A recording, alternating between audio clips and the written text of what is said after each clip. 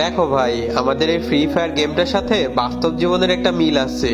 আর সেটা হচ্ছে, আমরা যখন এই গেমটা স্টার্ট দিই তখন কিন্তু আমাদের কাছে কিছুই থাকে না। আমরা শূন্য হাতে গেমটা স্টার্ট দিই। গেমটা স্টার্ট হবার পরে ম্যাচে গিয়ে আমরা লুট করি। যে যার মতো লুট করে, অন্ধর মতো লুট করে।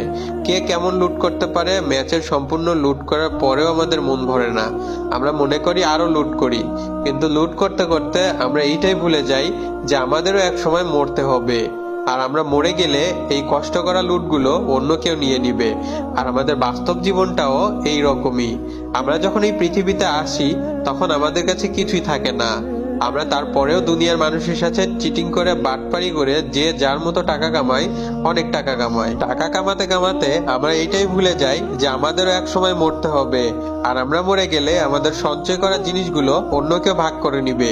আর তোমার কাছে থাকবে শুধু 3.5 হাত মাটি আর কাফনের কাপড়। ভিডিওটা ভালো লাগলে একটা রিপোস্ট করে অন্যদের দেখার সুযোগ করে দিবেন। আল্লাহ হাফিজ।